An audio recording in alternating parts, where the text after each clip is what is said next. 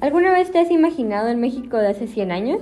Entre los años 1920 hasta el 1940, el país se sumergió en una serie de acontecimientos que sirvieron como pilar del México que conocemos hoy en día, pues establecieron gran parte de las normativas con las que vivimos y nos regimos en la actualidad. No obstante, conllevó revueltos y tragedias que marcaron significativamente la historia de la nación. Asimismo, al considerar todos estos factores que contribuyeron a esta etapa, debemos recordar que también evolucionamos como sociedad y claro que nos han presentado cambios, tanto en el aspecto positivo como en el negativo. La economía en el año 1920 atravesó una crisis debido a la posrevolución y a la finalización de la Primera Guerra Mundial. En 1925 se da la fundación del Banco de México, se promulga la Ley del Petróleo, la cual consiste en que los recursos naturales del subsuelo eran propiedad de la nación. Se da el nacimiento de los ferrocarriles nacionales también. En 1930 se presenta una crisis mundial, provocándose un derrumbe del 50% del precio de los productos primarios. Además, con la llegada de la Ley de Calles, se desmonetiza la moneda de oro y se limita la de plata. En 1932, con la devaluación del peso, inicia la adaptación del billete. En 1933, nace el Banco Nacional Hipotecario. En 1934, se establece el nuevo salario mínimo. En 1935, tuvo un crecimiento del PIB y bajó la inflación. En 1937, el peso es sobrevaluado un 20%, Cárdenas expropia los ferrocarriles e inicia el reparto de tierras. En 1938, Cárdenas expropia el petróleo, nace la CFE, la cual es la Comisión Federal de Electricidad, y además nace la CNC, Confederación Nacional Campesina. Y finalmente, en 1940 se presentó una inflación del 36.6% y una devaluación del 50%. La situación actual de México, durante las últimas 3 décadas, México ha tenido desempeño por debajo de lo esperado en términos de crecimiento, inclusión y reducción de la pobreza en comparación con países similares. La economía tuvo un crecimiento estimado en poco más del 2% anual entre 1980 y 2018, lo que limita el progreso de la convergencia en la relación con la economía de los altos ingresos. En estos últimos 2 años, con la llegada de la pandemia, la economía creció en 4.8 en 2021, después de contraerse un 8.2 en 2020. Con el apoyo de mayor movilidad y la demanda de Estados Unidos, los sectores de servicio y manufactura registraron un desempeño sólido durante la primera mitad del 2021.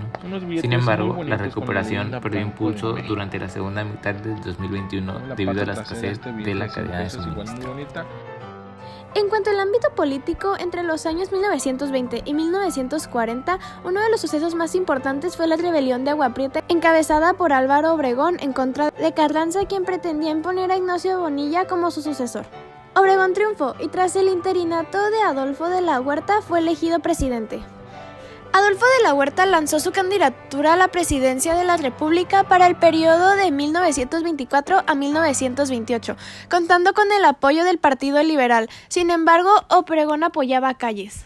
Tras la candidatura lanzada por el Partido Comunista Mexicano y el Partido Laborista Mexicano, Elías Calles se vuelve presidente. Durante su presidencia se estuvo enfocando en la reconstrucción nacional mediante el establecimiento de un Estado fuerte, apoyando la ideología basada en el principio de la conciliación de sectores. En 1928 asesinaron a Álvaro Obregón, reelegido por el periodo de 1928 a 1932. Fue asesinado por el cristero José de León Toral y tras su asesinato Portes Gil fue presidente interno de la República. Pascual Rubio fue elegido presidente del país, siendo así el primer candidato del partido PRN, hoy conocido como PRI. Su triunfo electoral fue considerado como el mayor fraude político de la historia mexicana. Su elección estuvo plagada de irregularidades y existen dudas sobre la veracidad de los resultados oficiales. En 1932, el día siguiente de su segundo informe presidencial, Ortiz Rubio presentó su renuncia bajo el cargo de que algunas personas no lo dejaban ejercer sus facultades constitucionales de primer mandatorio. Después de todo esto, en 1934 llega Lázaro Cárdenas a la presidencia. Sin Álvaro Obregón, quien en vida había sido una figura pública y militar de peso, el poder de Calles se agigantó. Dentro del escenario político nacional no había personaje que estuviera por encima de su autoridad. Comenzaron a llamarlo el jefe máximo de la revolución.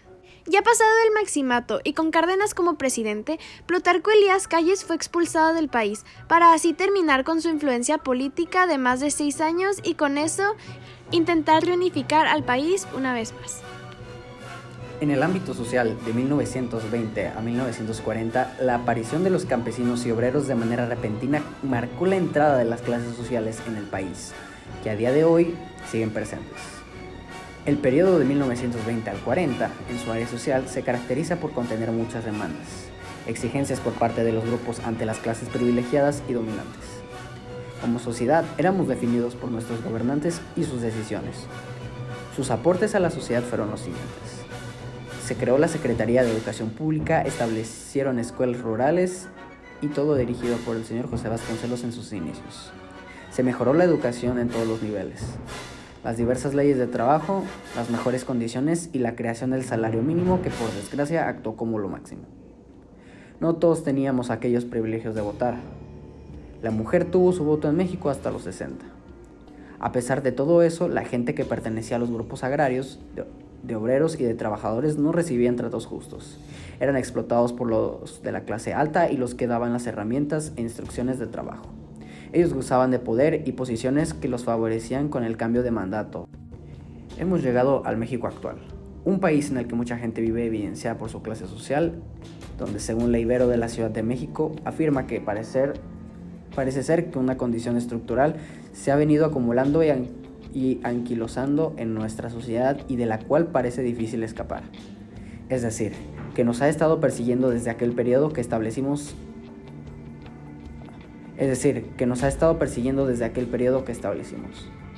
Hay algo que podemos diferenciar de aquel periodo: nuestros gobernantes, porque a partir de Cárdenas se comenzaron a completar sus periodos. Es decir, se establecieron los sexenios, modos de votar y los gobernantes terminaban sus periodos sin ningún problema. Ya todos podíamos votar siendo mayores de edad. Hablando de cambios, podemos decir que surgen adecuaciones a las leyes que ya existían y aumentaban los salarios mínimos, dependiendo del gobierno. Iban aumentando o cambiando. Surgieron reformas educativas y huelgas por las condiciones de trabajo y lo injustas que pueden llegar a ser. La similitud más evidente es la de las clases privilegiadas, que siguen explotando a quienes trabajan para ellos y siguen viviendo en aquel mundo de gozo por las posiciones que pueden lograr en la sociedad. Así concluimos con la noción de que al comparar la situación de hace 100 años con la actualidad, encontramos disparidades entre el ámbito económico, social, hasta el político, como el crecimiento e impulso exponencial en la actividad económica durante el siglo pasado y el rezago de la dinámica monetaria durante las últimas décadas. Asimismo, políticamente encontramos que ahora en día es posible la votación tanto por hombres como mujeres y los gobernantes ahora se rigen por sexenios, comparado con el antiguo régimen donde era impensable que una mujer votara y las gobernaturas no contaban con una duración fija. Por el otro lado, en el área social encontramos muchas similitudes, pues perduran más las innovaciones de aquellas épocas con mínimas diferencias que han surgido con el paso del tiempo. Así concluimos con la noción de que al comparar la situación de hace 100 años con la actualidad, encontramos disparidades entre el ámbito económico, social, hasta el político, como el crecimiento e impulso exponencial en la actividad económica durante el siglo pasado y el rezago de la dinámica monetaria durante las últimas décadas. Asimismo, políticamente encontramos que ahora en día es posible la votación tanto por hombres como mujeres y los gobernantes ahora se rigen por sexenios, comparado con el antiguo régimen donde era impensable que una mujer votara y las gobernaturas no contaban con una duración fija. Por el otro lado, en el área social encontramos muchas similitudes, pues perduran más las innovaciones de aquellas épocas con mínimas diferencias que han surgido con el paso del tiempo.